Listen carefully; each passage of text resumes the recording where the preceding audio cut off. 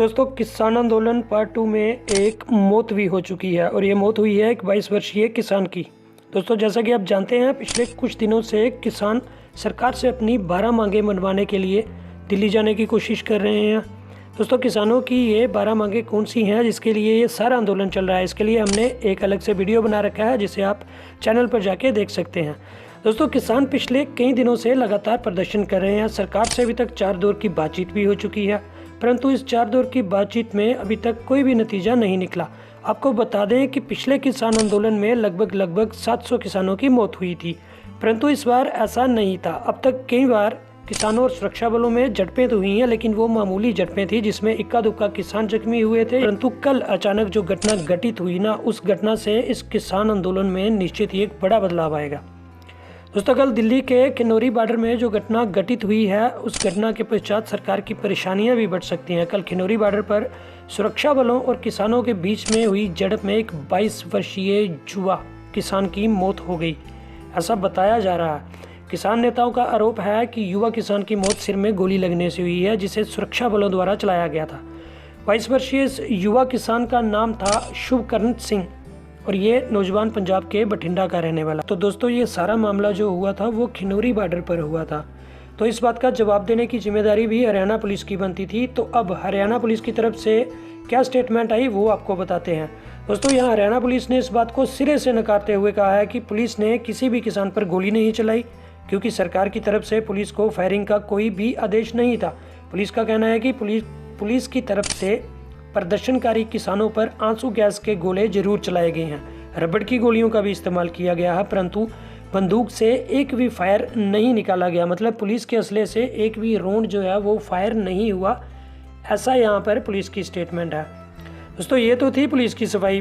Police ने इस पर क्या कहा, अब हम आपको बताएंगे कि आंदोलनकारी किसान नेता इस घटनाक्रम के बारे में क्या कह रहे हैं। तो दोस्तों, किसानों का कहना है कि 22 वर्ष किसान शुभकरण सिंह को पुलिस ने ही गोली मारी है, जिससे किसान शुभकरण सिंह की मौके पर ही मृत्यु हो गई।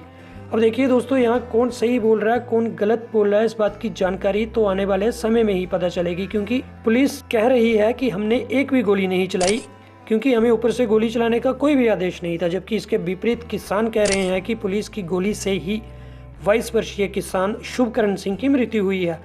अब इसके बाद बात करते हैं कि मीडिया का इसके ऊपर क्या स्टैंड रहा, या मीडिया ने इसके ऊपर अपनी क्या स्टेटमेंट जो है वो दी है। तो दोस्तों, आपको बता दें कि एक मैगजीन है जिसका नाम है द क्विंट द्वारा कहा गया कि 3 बजे प्रदर्शन कर रहे किसान शुभकरण सिंह पुलिस की झड़प में जब घायल हुए तो उन्हें राजेंद्र अस्पताल पटियाला में इलाज के लिए लाया गया, परंतु अस्पताल के medical superintendent doctor Harnam Singh ने अपनी स्टेटमेंट में कहा कि प्रदर्शन में घायल हुए 22 वर्षीय किसान शुभकरण सिंह ने इलाज के लिए यहाँ लाया गया तो उनकी मृत्यु हो चुकी थी। उन्होंने ही द क्विंट से कहा कि लगता है कि मौत सर में गोली लगने से हुई है, seems bullet injury in the head. हालांकि पूरा सच उस समय सामने आएगा जब पोस्टमार्टम रिपोर्ट सामने आएगी। उस रिपोर्ट में पता चलेगा कि प्रदर्शन कर रहे किसान शुभकरण सिंह की मृत्यु कैसे हुई है। मतलब उसके सिर में सच में गोली लगी थी या कोई और इंजरी उसके सर में थी जिसकी वजह से उसकी मृत्यु हुई है। सारी बातों का जवाब पोस्टमार्टम रिपोर्ट के बाद ही मिलेंगे। तो जब कहीं भी किसी भी आंदोलन में प्रदर्शनकारी की मौत हो जाती है तो वह आंदोलन निश्चित ही एक नया रूप ले लेता है। अब यहाँ भी कुछ ऐसा ही होता दिख रहा है, क्योंकि किसान आंदोलन पार्ट 2 में ये पहली मौत है। किसान नेताओं ने किसान शुभकरण सिंह की मृत्यु के बाद अगले 48 घंटे तक अपने आंदोलन को स्थगित करने का फैसला किया है। किसान आंदोलन के नेता कह रहे हैं कि शुभकरण अकेला नहीं है, हम सारे दुख की इस घड़ी में किसान शुभकरण के परिवार के साथ खड़े हैं। इसके बाद किसान नेता एक और आरोप सरकार पर लगा रहे हैं। किसानों द्वारा कहा गया है कि प्रदर्शन कर रहे कई किसान अभी भी लापता हैं, जिनका कोई भी अता पता नहीं चल रहा।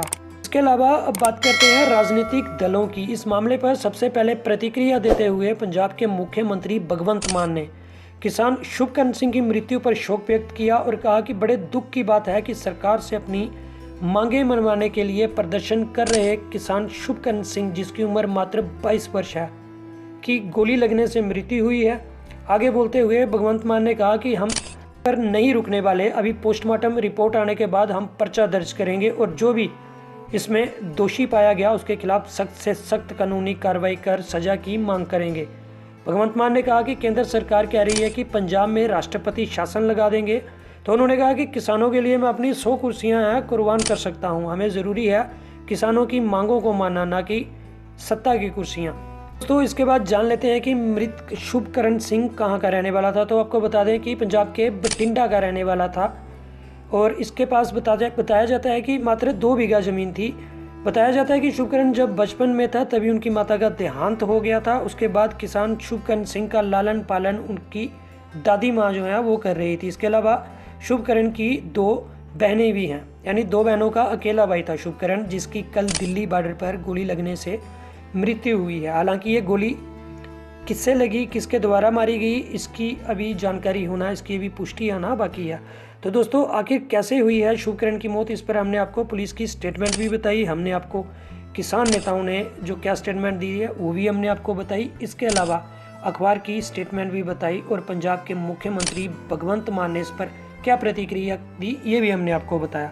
दोस्तों यहाँ देखने की बात यह है कि जिस तरह से इलेक्शन सर पर हैं और इलेक्शन के समय सरकार किसानों पर गोलियां, आंसू गैस के गोले दाग रही है और विरोध प्रदर्शन को दबाने की कोशिश कर रही है, परंतु सरकार को भी कहीं ना कहीं इस चीज़ की चिंता है कि किसानों द्वारा किए जा रहे इस विरोध प्रदर्शन का सीधा असर आने वाले लोकसभा चुनाव पर पड़ेगा।